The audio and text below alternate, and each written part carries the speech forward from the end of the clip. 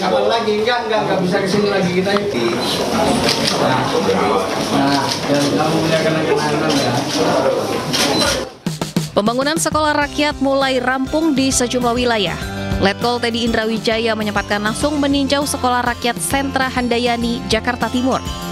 Tak lupa ia menyapa calon siswa program ini. Letkol Teddy meninjau sekolah rakyat bersama dengan Menteri Sosial, Saifullah Yusuf, dan Menteri PUPR, Dodi Hanggodo. Ketiganya memastikan sekolah berasrama yang ditujukan bagi anak-anak dari keluarga miskin dan miskin ekstrim siap beroperasi. Dan percayalah bahwa sekolah rakyat ini dirancang oleh Bapak Presiden melalui Kementerian Sosial, dalam hal ini Pak Musibur, menterinya. Sekolah rakyat ini bertujuan untuk membangun anak-anak agar lebih sehat, lebih mendapatkan pendidikan yang bermutu, lebih aman, lebih terlindung, dan lebih sejahtera. Pemerintah sendiri menargetkan 100 sekolah rakyat di Indonesia yang mampu menampung 20.000 murid, 3.000 guru, dan 7.000 tenaga pendidik dalam 1 tahun pelajaran. Sekarang ini kita sudah menentukan 100 titik pertama. Sudah selesai itu semua. Artinya sudah dalam proses finalisasi. Gurunya, muridnya, dan perangkat-perangkat lain sudah jalan yang insya Allah di akhir Juni ini semuanya tuntas. Sementara itu, Sekolah Rakyat Sentra Handayani menampung 75 peserta didik dari jenjang sekolah menengah pertama. Mereka akan mendapatkan pendidikan gratis, fasilitas sekolah, hingga asrama. Dari Jakarta, Galuh Pandu, Yudi Permana, iNews melaporkan.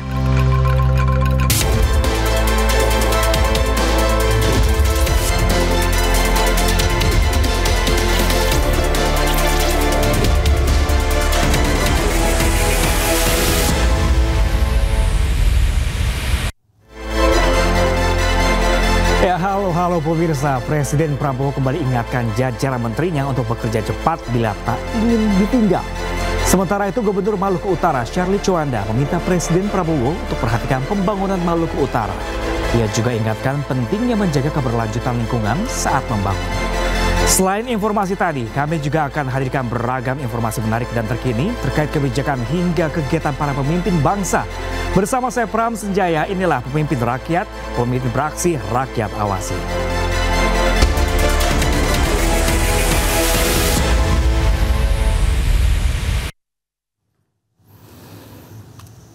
Ya, pemirsa, Presiden Prabowo Subianto meresmikan pembangunan mega proyek industri baterai kendaraan listrik terintegrasi di Karawang, Jawa Barat.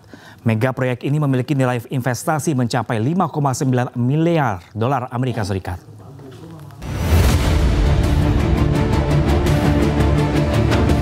Kunci daripada pembangunan suatu bangsa adalah kemampuan bangsa itu mengolah sumber alam menjadi bahan yang bermanfaat dan punya nilai tambah yang tinggi sehingga bisa mendorong kemakmuran dan kesejahteraan.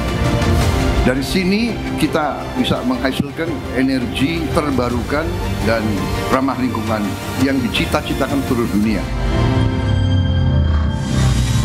Hilirisasi akan jalan terus, momentum akan kita percepat, kita mau bergerak cepat, rakyat menuntut, mengharapkan kemajuan cepat.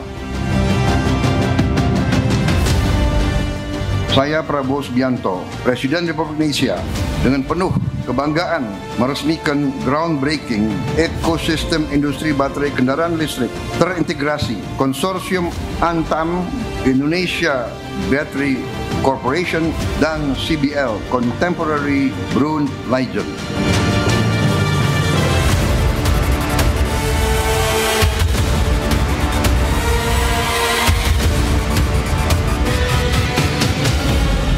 Ya, Presiden Prabowo Subianto juga kembali mengingatkan jajaran kabinetnya untuk bergerak cepat. Prabowo tegaskan akan meninggalkan jajarannya yang lamban dalam bekerja. Terima kasih sekali lagi. Hilirisasi akan jalan terus, momentum akan kita percepat. Kita mau bergerak cepat, rakyat menuntut, mengharapkan kemajuan cepat. Saya terima kasih tim saya, kabinet saya, semuanya kerja dengan baik, kerja dengan cepat. Yang tidak bisa ikut cepat, kita tinggalkan di pinggir jalan saja. Sementara itu pemirsa, Menteri SDM Bahlil Lahadalia menyebut sudah tidak ada lagi tanggal merah dalam kabinet pemerintahan Presiden RI Prabowo Subianto. Hal ini disampaikan Bahlil saat acara groundbreaking ekosistem baterai listrik terintegrasi. Bapak Presiden, kami ucapkan terima kasih atas kehadiran Bapak. Kami tahu bahwa hari ini hari libur, hari ini hari Minggu. Kadang-kadang kami di kabinet dengan Bapak ini lupa kalau ada tanggal merah. Sekarang kelihatannya tanggal merah sudah tidak ada di kabinet yang Bapak pimpin sekarang ini. Kehadiran Bapak Presiden hari ini menunjukkan bahwa komitmen dalam mendorong hilirisasi untuk terus kita lakukan. Kita berikan aplaus kepada Bapak Presiden. Bapak Presiden biasanya tidak mau hadir di acara kalau cuma groundbreaking. Biasanya itu meresmikan yang sudah jadi. Tapi mohon maaf Pak, kali ini kami memohon kiranya untuk Bapak datang untuk memberikan semangat kepada Satgas Hilirisasi Pak. Jadi kehadiran Bapak kami sangat mengucapkan terima kasih sekali lagi Bapak Presiden. Selanjutnya pemirsa, meski libur sekolah, namun pemerintah terus memberikan perhatian terhadap program makan bergizi gratis. Hari ini Menko Bidang Infrastruktur dan Pembangunan Wilayahan Agus Harimurti Yudhoyono meresmikan langsung dapur makan bergizi gratis di Jati Asih, Bekasi. Tak hanya AHY, hadir pula Kepala Badan Halal BPJH Haikal Hasan, Kepala Badan Gizi Nasional Dadan Hindayana.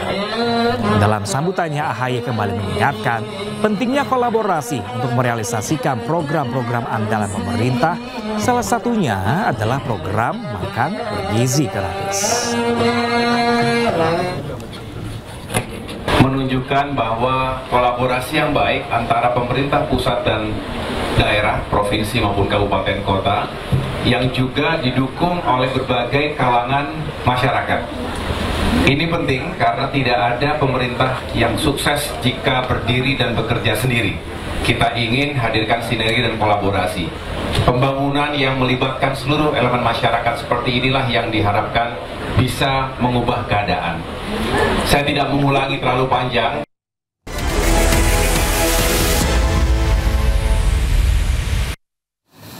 Ya pemirsa, Indonesia darurat kekerasan pada anak dan juga perempuan. Pada tahun 2025 sendiri pemirsa, Kementerian Pemberdayaan Perempuan dan Perlindungan Anak mencatat ada lebih dari 13.000 kasus kekerasan.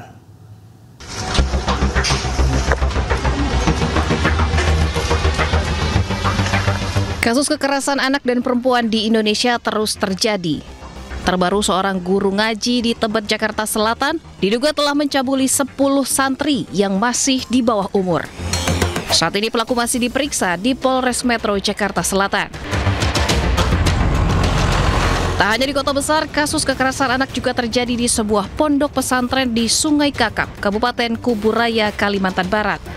Pelakunya diduga pemimpin pondok pesantren. Kedua peristiwa ini menambah panjang daftar kekerasan pada anak dan perempuan yang terjadi di Indonesia. Menteri Pemberdayaan Perempuan dan Perlindungan Anak, Arifatul Khoiri Fauzi menyebut kasus paling banyak adalah kasus kekerasan seksual yang dilakukan orang terdekat korban. Bahkan menurut survei nasional, 1 dari 2 anak pernah alami kekerasan. Kemen PPA juga mencatat ada 11.850 kasus kekerasan pada anak dan perempuan dari bulan Januari hingga 12 Juni 2025. Mirisnya hanya dalam 16 hari, yaitu dari 12 Juni hingga 28 Juni 2025, ada tambahan 1.505 kasus kekerasan pada anak dan perempuan. Tak hanya itu, kini bahkan keluarga korban rela meninggalkan anaknya setelah dianiaya. Di Jakarta, seorang bocah perempuan usia 7 tahun dianiaya dan ditelantarkan orang tuanya di emperan toko pasar Kebayoran Lama, Jakarta Selatan. Saat ditemukan warga, kondisi korban mengenaskan. Tubuh kurus kering, penuh luka bakar dan lebam. Sementara itu, seorang warga yang baru saja membeli rumah di Banjarmasin, Kalimantan Selatan kaget menemukan seorang anak perempuan di dalam gudang.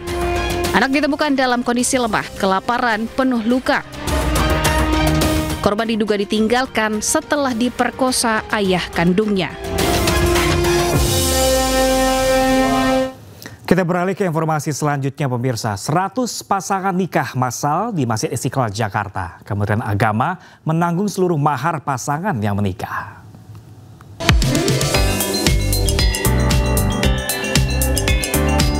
Sebanyak 100 pasangan ikuti pernikahan massal yang diselenggarakan Kementerian Agama di Masjid Istiqlal. Seluruh peserta yang ikuti pernikahan massal ini tidak dipungut biaya sepeser pun.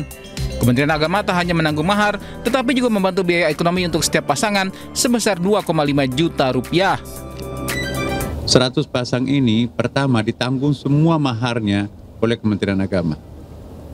Kemudian yang kedua, dibantu pembinaan ekonomi mikro ya, dana usaha. Satu pasang itu 2,5 juta. Ya. Dan nanti itu akan dipantau oleh Basnas. Kalau pihak Basnas nanti melihat itu akan ada tambahan karena ada produktivitas yang dihasilkan, tidak tertutup kemungkinan akan diberikan tambahan. Kemenak juga menyediakan fasilitas bulan madu di hotel yang ditunjuk. Rencananya nikah massal tak hanya dilakukan di Jabodetabek, tetapi juga di daerah-daerah lainnya. Tujuannya untuk meningkatkan jumlah pernikahan di Indonesia. Dari Jakarta, Syahreza Zanski, Muhammad Firmansyah, iNews melaporkan. Sementara itu pemirsa, Presiden Prabowo Subianto juga mengatakan kawasan Indonesia dalam kondisi penuh perdamaian di tengah situasi kondisi dunia diwarnai dengan konflik. Prabowo menyebut tidak ada kemakmuran yang bisa dicapai tanpa perdamaian. Kerjasama ini saya kira adalah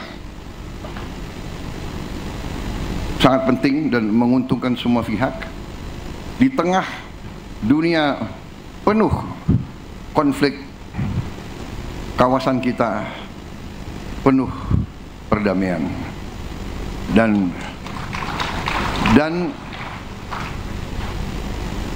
tidak ada kemakmuran bisa kita capai tanpa perdamaian. Dan Indonesia selalu memilih kerjasama, selalu memilih kolaborasi, selalu memilih jalan tengah, selalu memilih persahabatan di atas permusuhan. 1000 kawan terlalu sedikit, 1 lawan terlalu banyak. Ini filosofi Tiongkok yang saya ambil alih. Selanjutnya pemirsa, jenazah pekerja migran Indonesia yang meninggal dunia di Korea Selatan berhasil dipulangkan kembali ke tanah air.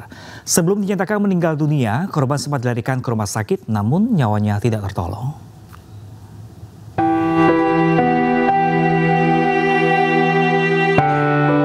Jenazah korban dipulangkan melalui Bandara Soekarno-Hatta. Menteri Perlindungan Pekerja Migran Indonesia Abdul Qadir Kading menjemput langsung kepulangan jenazah korban. Korban bernama Ngadiman ini meninggal dunia di Korea Selatan. Ia bekerja di luar negeri secara resmi sehingga mendapatkan santunan dari BPJS. Menteri P2MI tegaskan akan mengawal penyelesaian kasus ini lantaran diduga ada kelalaian yang dilakukan oleh pihak perusahaan. Kami mendapatkan kabar bahwa perusahaan yang mempekerjakan juga sedang diselidiki oleh pihak berwajib Korea Selatan. Dan itu akan kita pastikan karena ada dugaan tidak lalai di dalam menjaga keselamatan pekerja. Korban ditemukan meninggal dunia saat membersihkan sumbatan kotoran pada mesin konveyor di pabrik yang berada di Korea Selatan pada 25 Juni 2025 lalu. Sebelumnya korban telah dilarikan ke rumah sakit untuk mendapatkan penanganan medis, namun nyawanya tak tertolong. Dari Tangerang, Banten, Hasnugara, iNews melaporkan.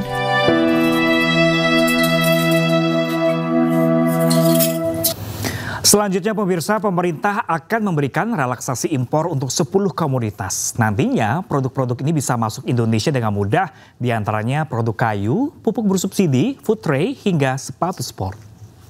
Ada 10 komoditas yang kita lakukan relaksasi. Yang pertama adalah produk kehutanan. Jadi produk ini sebenarnya lebih banyak produk-produk kayu untuk kebutuhan industri atau bahan baku, ya ini dipermudah impornya tanpa persetujuan impor, tetapi tetap menggunakan deklarasi impor dari Kementerian Teknis. Kemudian yang kedua, pupuk bersubsidi, ini ada 7 HS, ini tidak ada lartas ya, karena memang sejak tahun 2001 itu sebenarnya tidak ada impor pupuk bersubsidi. Kemudian bahan bakar lainnya, bahan baku plastik, kemudian sakarin, siklamat dan seterusnya, ini adalah bahan baku menolong dan bahan baku untuk industri, sehingga kita ingin mempermudah di dalam urusan impornya atau relaksasi impornya. Kemudian yang berikutnya adalah putre, ini adalah produk untuk penunjang program makan bergizi, jadi kita berikan kemudahan untuk memperlancar program pemerintah. Kemudian yang kedua adalah alas kaki, ini sebenarnya hanya ada 6 HS dan ini hanya untuk sepatu sport.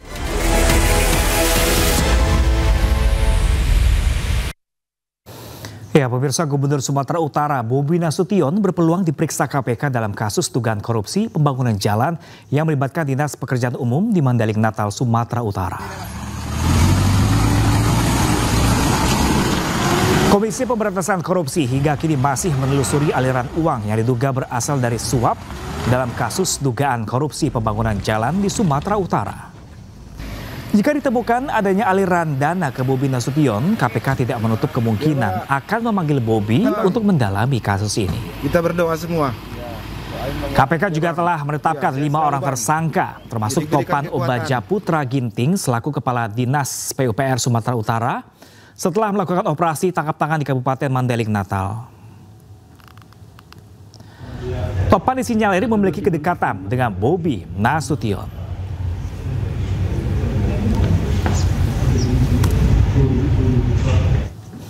Pemirsa, guna membangun sinergitas pemerintah daerah dan pemerintah pusat, para kepala daerah menjalani retret gelombang 2 di kampus Institut Pemerintahan Dalam Negeri Jatinangor, Kabupaten Sumedang, Jawa Barat.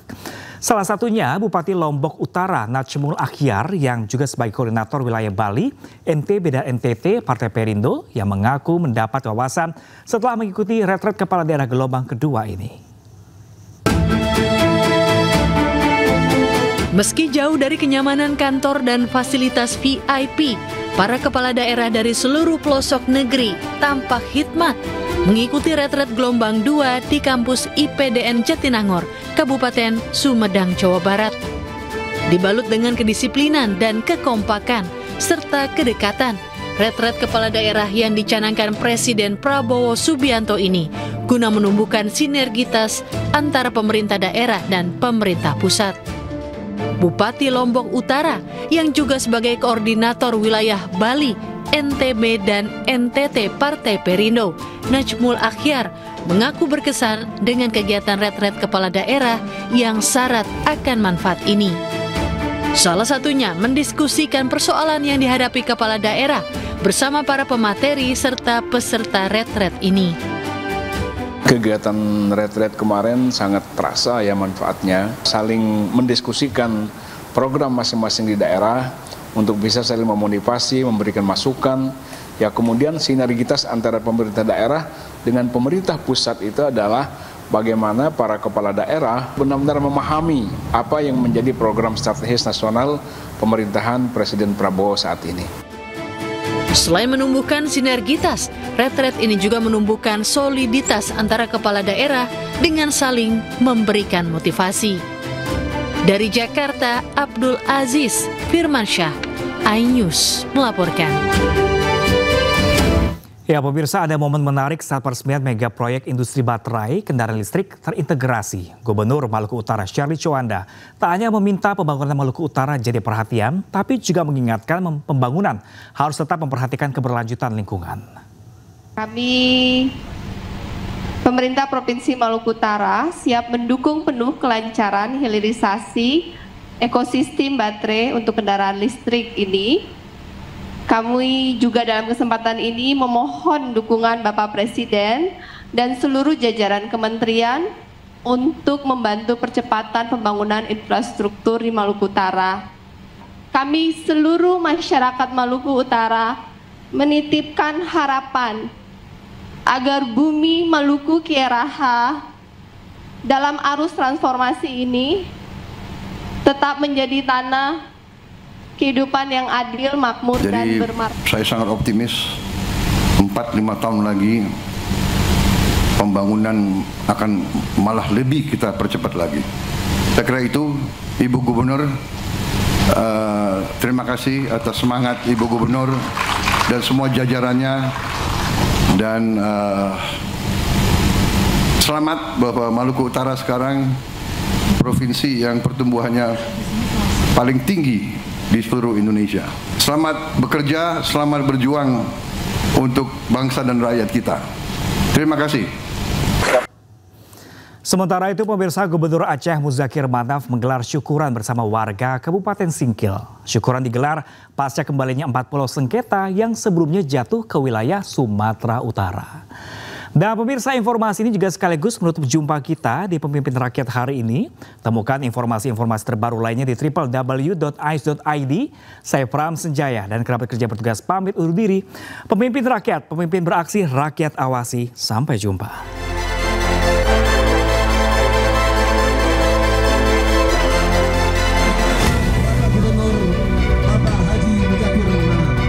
Gubernur Aceh Muzakir Manaf, Bupati, serta masyarakat pesisir Kabupaten Singkil melaksanakan syukuran rakyat di Pulau Panjang, Kabupaten Aceh Singkil. Syukuran dilakukan pasca pemerintah membatalkan dan mencabut SK Menteri Dalam Negeri dan kembalikan 4 pulau sebagai milik Aceh, setelah sempat terjadi sengketa kepemilikan dengan Sumatera Utara.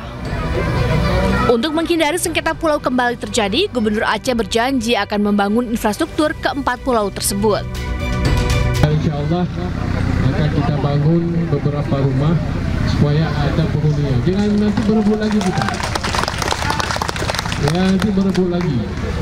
Karena ada penghuni, ada bermacam-macam berita kita bangun nanti. Dan insya Allah kita tidak dakwa-dakwi lagi. Beberapa pulau akan kita isikan dengan rumah dan jalan yang memadai. Tinggal seperti ini nanti saya ragu. 10-20 tahun lagi takut bermasalah lagi. Sebelumnya, pemerintah sudah memutuskan sengketa 4 pulau yang diperebutkan Pemprov Aceh dan Sumatera Utara, yakni Pulau Panjang, Pulau Lipan, dan Pulau Mangkir Kecil, serta Pulau Mangkir Besar. Presiden Prabowo Subianto memutuskan 4 pulau adalah milik Aceh, setelah menerima laporan dari Kemendagri dan berbagai data pendukung. Tim Liputan, iNews melaporkan.